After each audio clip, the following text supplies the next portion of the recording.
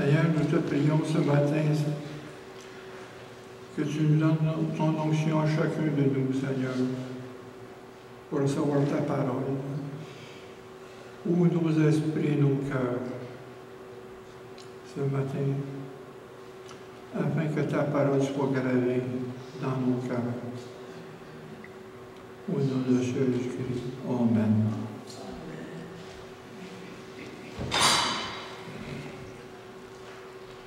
Regardez ici, il était entré, elle ne trouvait pas le corps de Jésus. Non, ils sont rentrés dans une tombe qui était vide. Hein?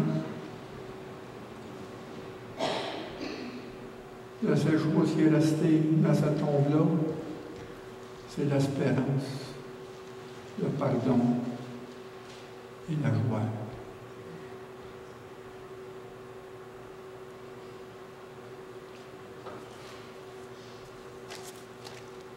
On vit, on célèbre le Seigneur est ressuscité, le Christ est ressuscité.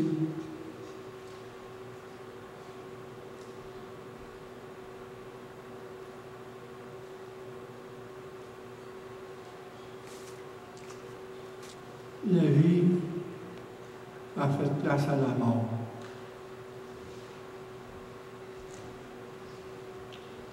Dans Matthieu 28, verset 1, après le sabbat, à l'aube du premier jour de la semaine, Marie Magdala et l'autre Marie allèrent vers le sépulcre.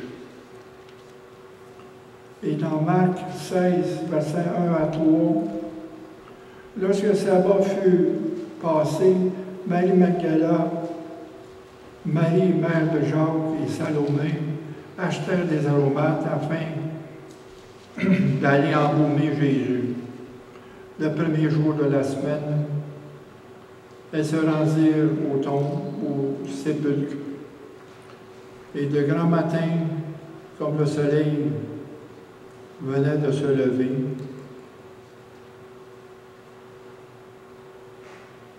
elle disait, qui va rouler la pierre loin de l'entrée du sépulcre? Et levant les yeux, elle aperçut que la pierre était très grande, avait été roulée.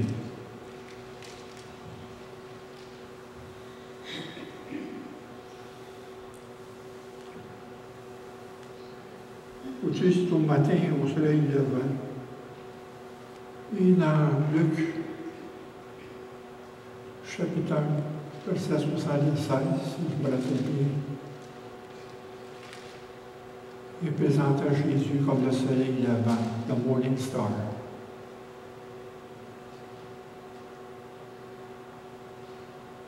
La lumière qui se lève en nous, le soleil levant. C'est pour ça que j'aime bien ça ici, quand il dit ils sont nés le grand matin, comme le soleil venait de se lever, et Jésus était ressuscité.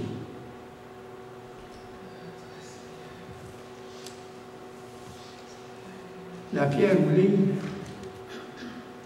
d'après les recherches, pesait environ 1,5 tonne à 2 tonnes. Et ça prend à peu près 20 ans pour rouler cette pierre-là.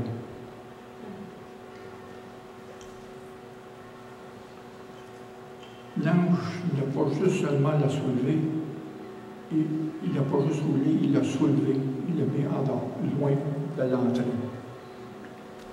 Cette pierre-là, avant de la rouler, elle était sur un cran, puis Joseph l'Arimathie a roulé la pierre en levant le cran et a tombé dans son creux. Pour la sortie de ce creux-là, ça prenait 20 hommes pour sortir ça, pour rouler cette pierre-là. Mais l'ange est venu, il l'a soulevé. Il ne l'a pas juste roulé, il l'a soulevé. Puis il s'est assis dessus.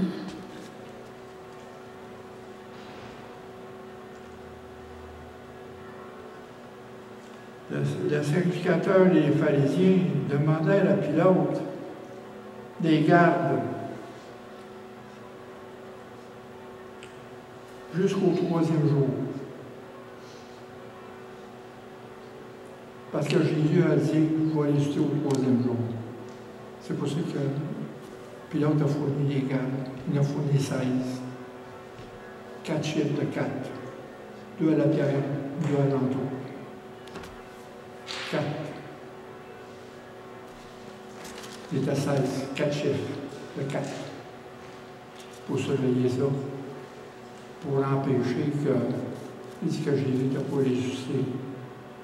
Il y a 2 gardes à la pierre, il y a 2 qui étaient aux aguets alentours.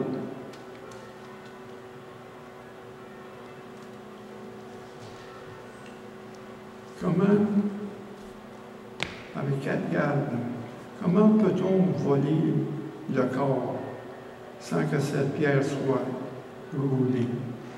Comment?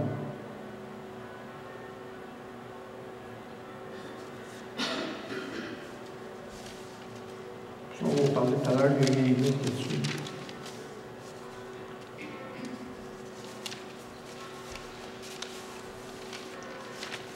La tombe est vide. En Matthieu 28, versets 2 et 4.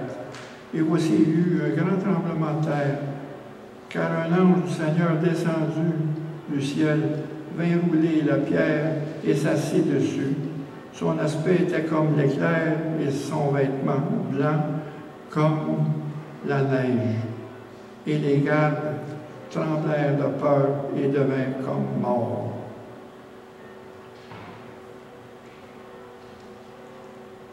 Dans Luc 24, au chapitre 3, verset 6, en étant entré, elle n'ouvert pas le corps du Seigneur Jésus. Comme elle ne savait pas quoi penser de cela, voici que 2 hommes leur apparurent en habits resplendissants.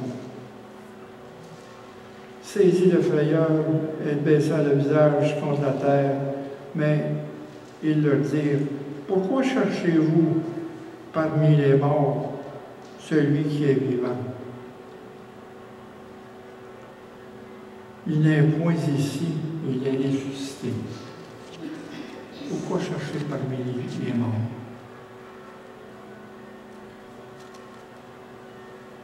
Dans Jean, au chapitre 10, verset 17, le Père m'aime parce que je donne ma vie afin de la reprendre. Jésus avait le pouvoir de reprendre sa vie.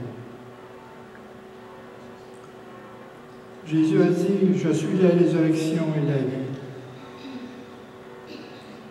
Celui qui croit en moi vivra, quand même qu'il sera mort. Quiconque vit et croit en moi ne mourra jamais. Crois-tu cela?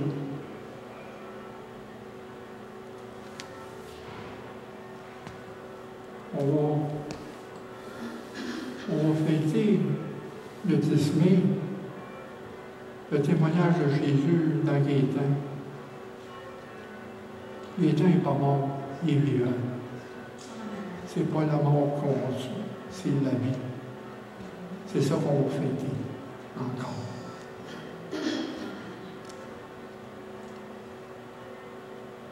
Il dit, tu ne mourras jamais. Crois-tu cela? Est-ce que vous croyez? Oui. Est-ce que vous croyez? Oui. Quand j'ai vu la puissance de l'eau, la puissance de Jésus, qui me dit, il y a des puissances qui vont sortir de toi. Il faut t'emmener, ces puissances-là vont t'emmener où que je veux t'emmener. C'est croire à la puissance, de chanter power, power, power, la puissance. C'est pas juste chanter, il faut croire. Il faut l'adorer.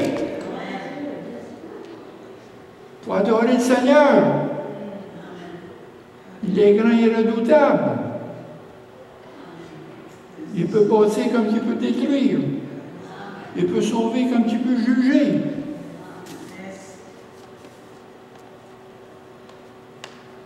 La mort fut vaincue, car la mort a été engloutie par la vie. La tombe est vide. La mort n'est plus là. Qu'est-ce qui est resté? C'est l'espérance pour nous dans la résurrection avec la Christ, parce que nous sommes ressuscités avec lui. C'est ça qu'on fête aujourd'hui. On fête la vie. La vie, pas la mort.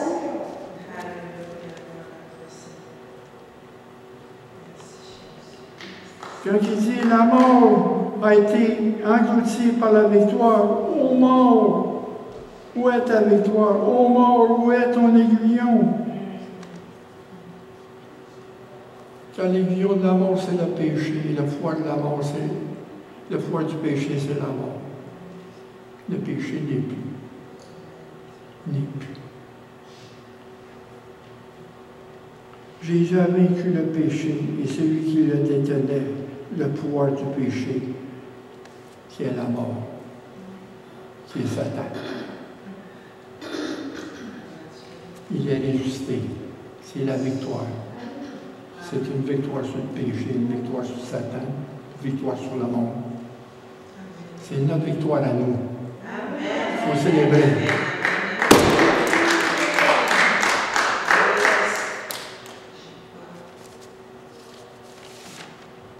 Victoire, source de vie.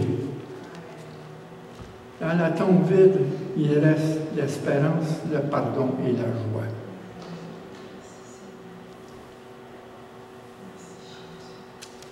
Dans 1 Corinthiens au chapitre 15, versets 17 à 20. Et si Christ n'est pas ressuscité, votre foi est vaine. Vous êtes encore dans vos péchés. Et par conséquent, aussi ceux qui sont morts en Christ sont perdus. Si c'est dans cette vie seulement que nous espérons en Christ, nous sommes les plus malheureux de tous les hommes.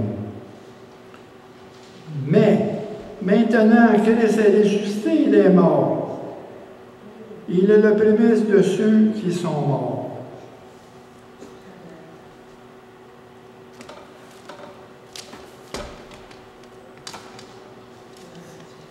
Le berger est venu pour nous emmener dans sa bergerie. Il a donné sa vie à ses brebis pour qu'on vienne à lui dans sa bergerie.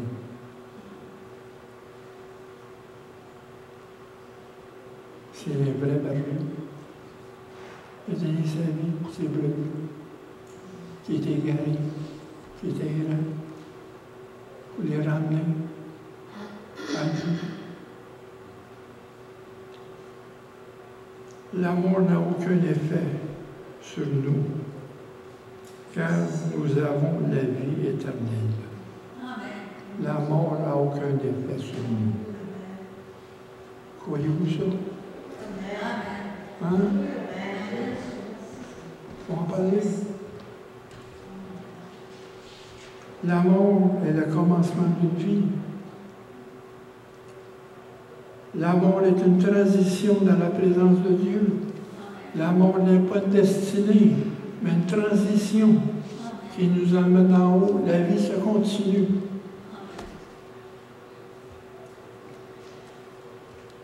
Dans Jean chapitre 14, verset 2, Jésus a dit, « Je vais vous préparer une place, car il y a plusieurs demeures dans la maison de mon Père. Je vous préparer une place et je reviendrai vous chercher. » Hein?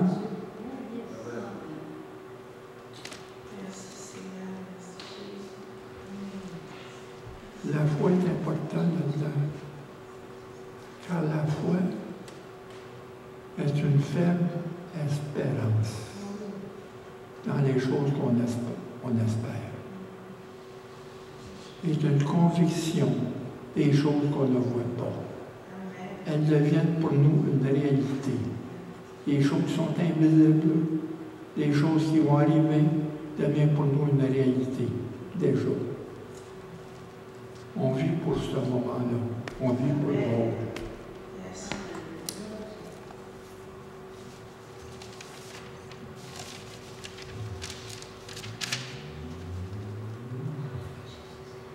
Dans Romains, chapitre 3, au verset 23, « Car tous ont péché, tous sont privés de la gloire de Dieu. Nous étions tous morts, séparés de Dieu. Ils sont gratuitement justifiés par sa grâce, par le moyen de la rédemption qui est en Jésus-Christ. Le Sauveur est venu nous réveiller dans notre tombe. Nous étions dans notre tombe, nous étions morts.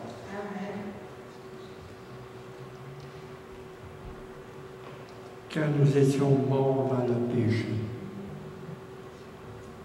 La grande pierre à l'entrée de la tombe était la séparation avec Dieu. Et Dieu a envoyé Jésus pour rouler cette pierre afin qu'on sorte de cette tombe. Ah, cette pierre était roulée. La tombe est ouverte. On est sorti de notre tombe.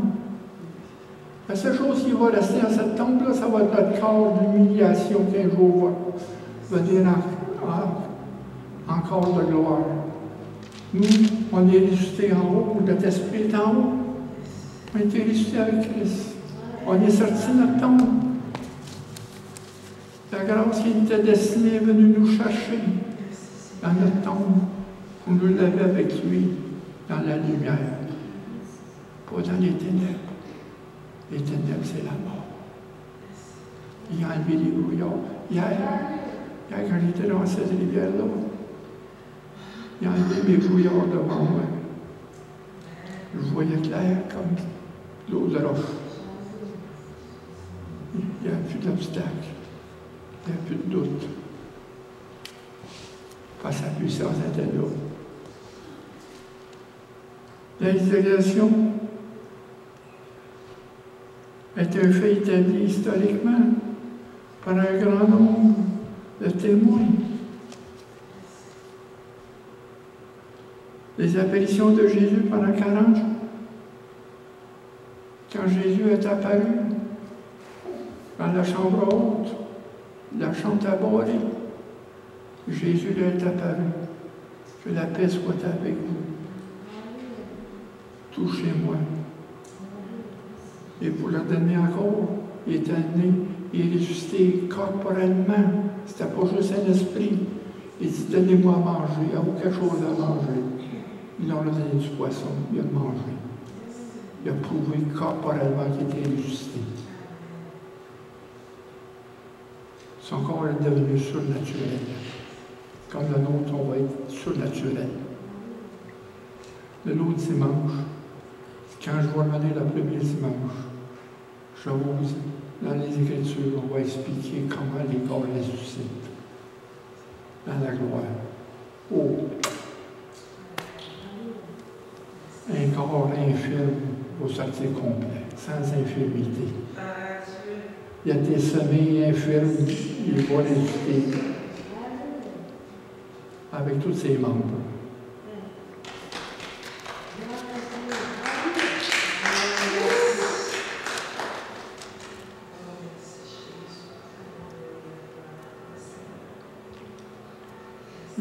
Quand le Christ est ressuscité des morts, nous aussi, nous sommes morts en Christ.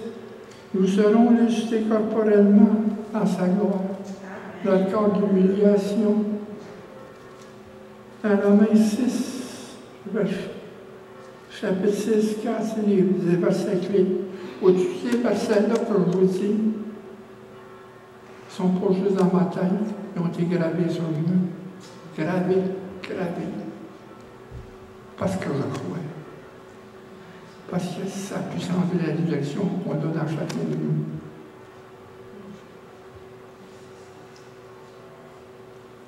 Et nous avons été ensevelis par le baptême de sa mort. nous avons été immersés dans sa mort, afin que Christ ressuscite des morts par la gloire du Père, de même que nous aussi, nous marchons à nouveauté, nous sommes ressuscités. Nous sommes engloutis dans sa mort et nous avons ressuscité avec lui. L'immersion, c'est ça qui est le baptême, l'immersion. Et au Romains 8, verset 11, « Si l'Esprit de celui qui a ressuscité Jésus d'entre les morts habite en vous, celui qui a ressuscité Christ d'entre les morts rendra vos corps mortels par son Esprit qui habite en vous. » Dans Ézéchiel, au chapitre 37, verset 4,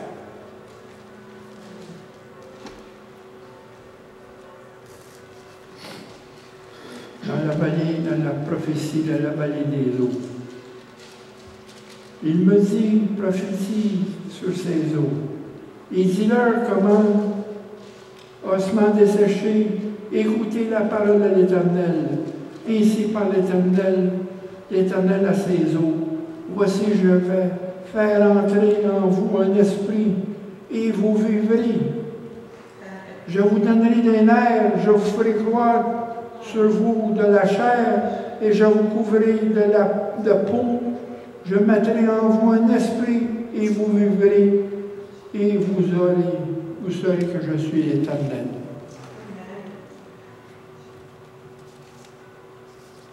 Oui, il met l'esprit en nous, quand Jésus va venir au milieu, dans les nuées, à la trompette, à la voix forte d'un archange. Jésus va nous commander de nous réveiller. Il va mettre notre esprit dans nos corps et on va se réveiller. Ça sera le salut final, la rédemption de nos corps.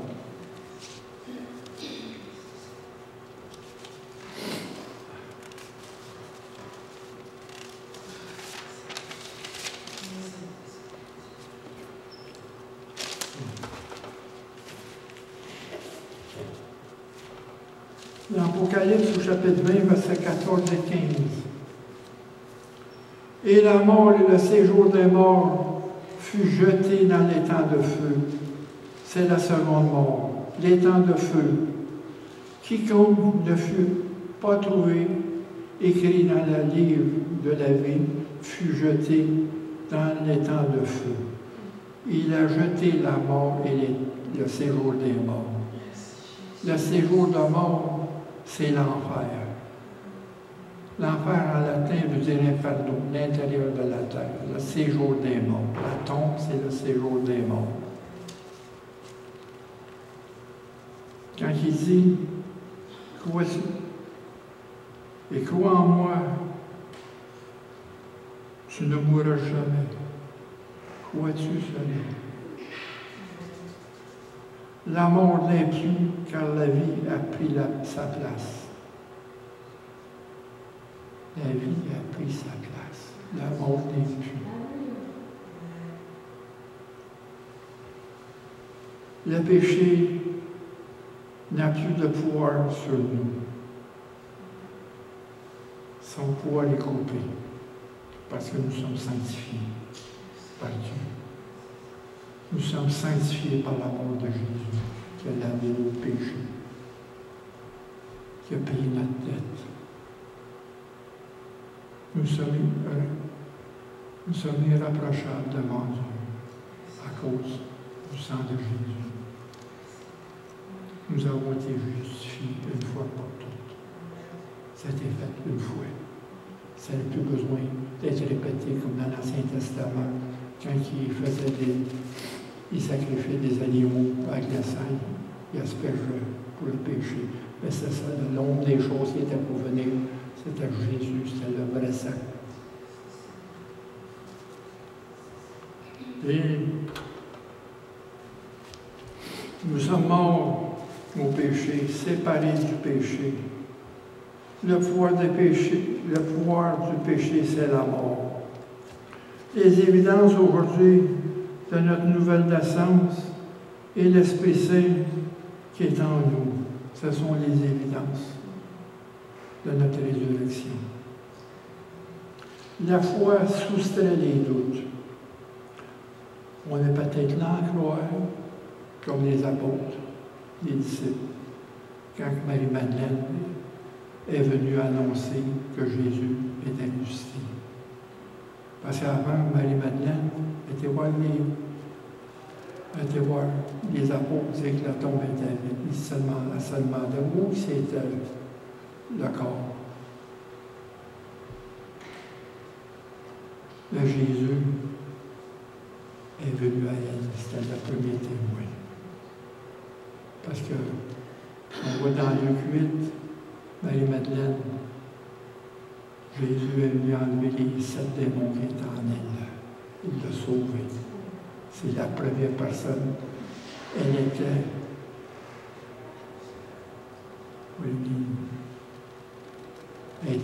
une personne marginale à la société à cause de ce qu'elle avait. Mais Jésus l'a sauvé. Il a donné une dignité. Et Marie-Madeleine a suivi Jésus partout, sur la croix, au pied de la croix et à la tombe. Et Marie-Madeleine, c'est Jésus qui est venu à Marie-Madeleine. C'est pour Marie-Madeleine. Jésus. C'est un beau témoignage. Et Jésus est venu à nous. Il faut dire qu'il est ressuscité. Il est venu à chacun, il est venu à nous.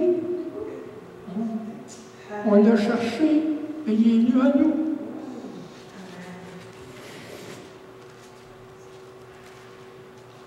Et aussi notre incrédulité, notre étonnement devant les faits.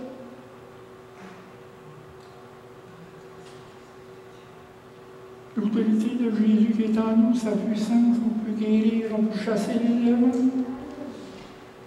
Pourquoi elle est encore incrédule? On est là à croire à la puissance qui est en nous. C'est pas juste recevoir le Saint-Esprit. Il faut être baptisé dans le Saint-Esprit.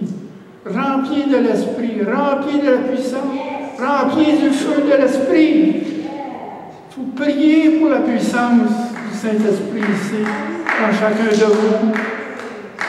C'est avec cette puissance qu'on va sortir ici, comme Pierre a fait après la Pentecôte, pour témoigner du Christ ressuscité, de la Christ crucifié. Il y a 3000 qui sont venus. Pourquoi qu'on ne fait pas la même chose aujourd'hui qu'on se rend dans ces époques-là? Les mythes qui existaient, c'est que Jésus fut enlevé par ses disciples durant la nuit, pendant le conseil, pendant le sommeil des Galles. C'est ça que les sacrificateurs ont dit aux Galles, qui étaient enlevés pendant qu'ils dormaient. Mais comment il fait garder, lever une pierre?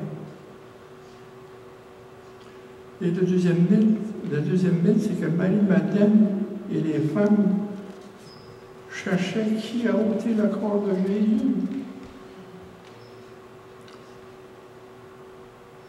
Et les disciples ne crurent pas au début à leur récit, ainsi que les disciples d'Emmaüs qui sont revenus sur leur pas pour dire aux apôtres et aux disciples que Jésus est avec eux. Ils les ont pas cru. Hey, on est tuant à croire sur les faits que Jésus est ressuscité qui est en nous. Hein? On est des nouvelles personnes. On est de nouveau. Le vieil homme est mort sur la croix. Il est crucifié avec ses péchés.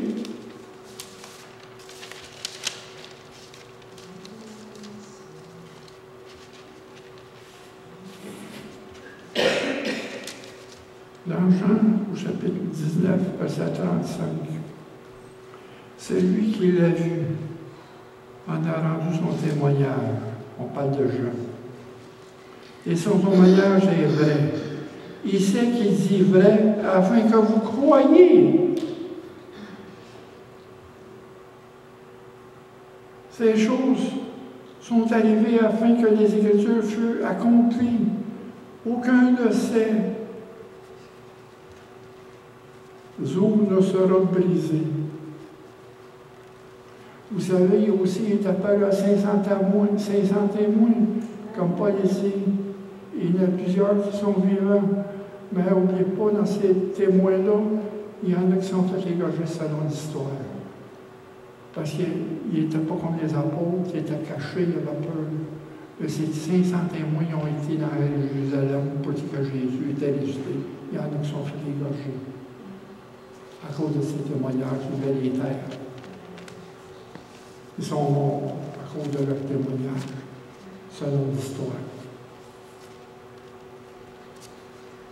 Et dans Jean 20, au chapitre 20, verset 8, alors l'autre disciple, c'est Jean, qui est arrivé le premier au sépulcre, entra aussi. Il vit et il crut,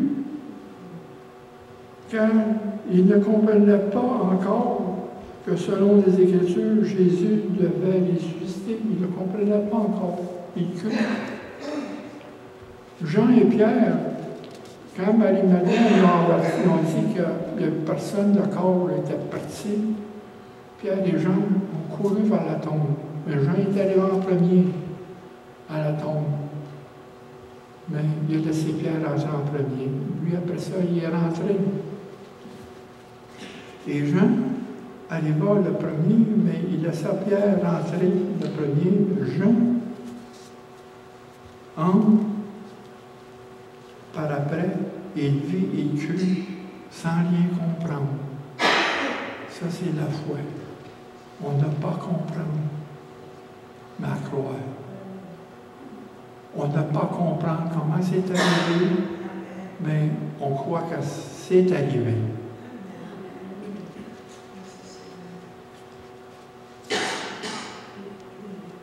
Il vit, remarquez le petit, il vit les bandes à terre. Le linge qui couvrait la tête de Jésus était plié en un lieu à part. Le linge était plié. Qu'est-ce qui couvrait? Les bandes étaient à terre. Ça veut dire que quelqu'un qui a plié ce linge-là, c'est Jésus, il est mis à part. C'est pour ça que Jean a vu. Il a cru.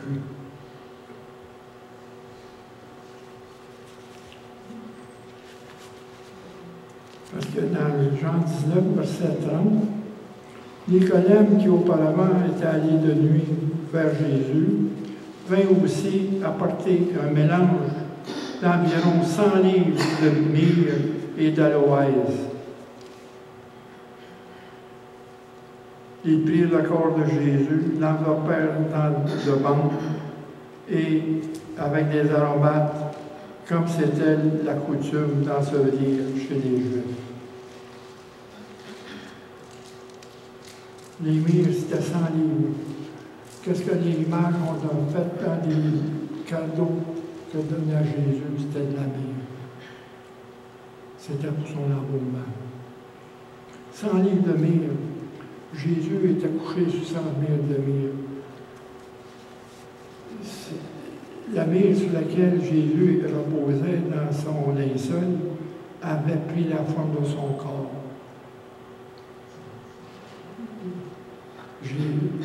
Et la forme du linceul n'a pas bougé. Ça a tous formé son corps, 100 livres de myrrhe. Jésus était couché là-dessus. Et la forme était restée intacte. C'est pour ça que je a cru, sans rien comprendre. Les linceuls avaient pris la forme de son corps. Il n'a pas été dérangé, la forme est restée intacte. Avez-vous des doutes sur les évidences de sa résurrection?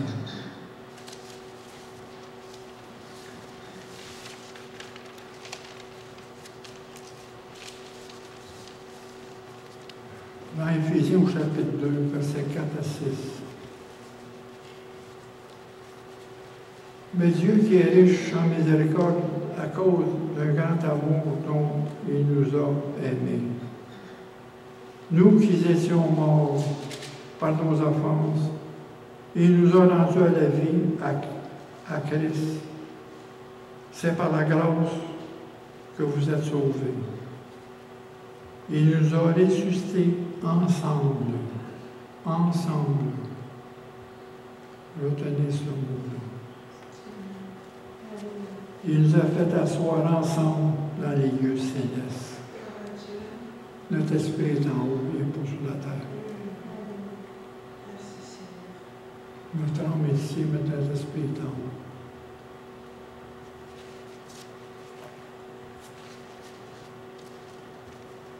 L'esprit de vie en nous, l'esprit de vie en Jésus-Christ nous a affranchis de la loi du péché et de la mort. L'affection de la chair, c'est la mort, tandis que l'affection de l'esprit, c'est la vie et la paix. Ça, c'est dans Romains 8. L'esprit de vie qui est en nous. Comme Paul dit, n'attristez pas l'esprit qui est en nous.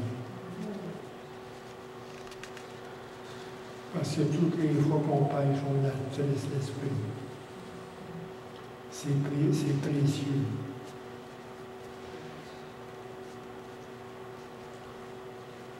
L'Esprit de Christ habite en nous. Vos pensées sont maintenant vers le haut. Comme dans Colossiens chapitre 3. Affectionnez-vous avec les choses d'en haut et non avec celles de la terre.